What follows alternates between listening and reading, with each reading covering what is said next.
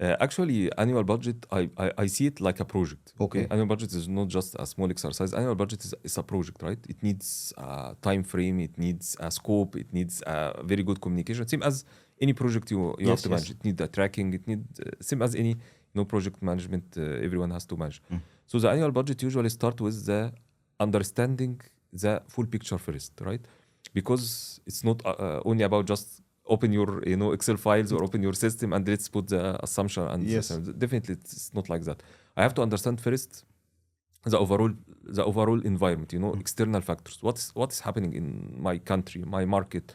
So I have to understand very well the external factors because external factors has definitely an impact on my business, right? Yes. So if the economy is growing, definitely it has impact, right? If the country has political instability, it will impact my business, right? So I have to analyze my external factors first. Number two, I have to understand my markets. Okay. Do I, there is a very common model which is called Porter's five forces, right? Yes. So I have to understand the competition, the any expectation of new threats or new entrants to the market. So I have to understand the power of suppliers, power of customers, all of that stuff. So which is about understanding my market. Then I have to look at my company. What is our strategic planning? What's our strategic goals? What's our strategy? Everything related to our long term expectations. Based on that, I have to see what should I achieve this year to help my company to achieve its long-term goals or long-term strategic goals or long-term strategy, right? So based on that, I have to look at my operational stuff. Then I should start with my sales numbers or revenue numbers because budget from operational perspective start with the revenue. Because based on revenue, you have to based on the revenue can determine what should be my cost of goods sold and OPEX and how much marketing spend I have to spend at that time.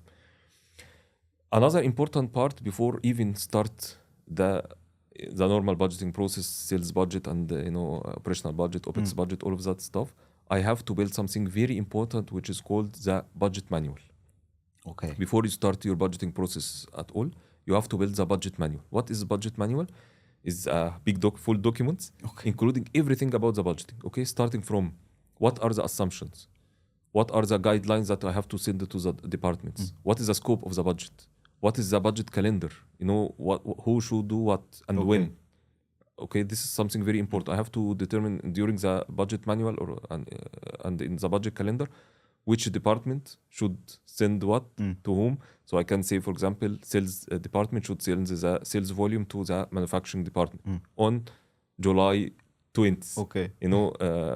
HR department should send the headcount or personal cost to the FP&A on August 13th. Okay. So I should have a budget calendar.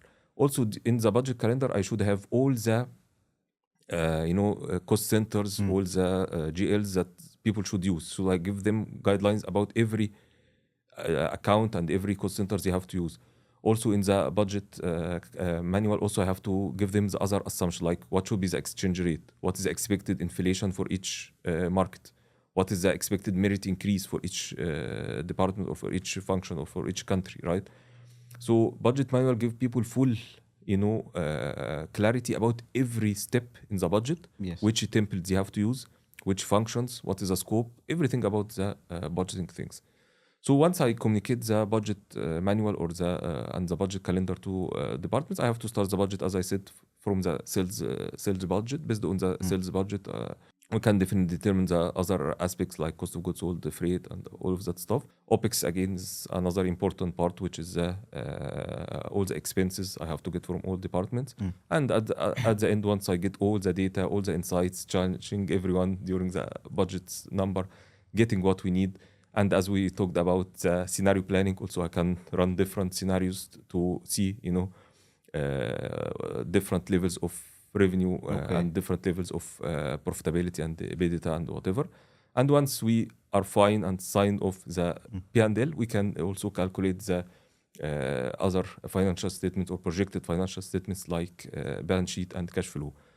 And as usual, once we present the budget to the management, sometimes get back with some changes, some additional expectations, some tasks, some whatever. So we have to have kind of negotiations with Negotiation, different yes. departments with the management. But once we sign off until we sign off the budget.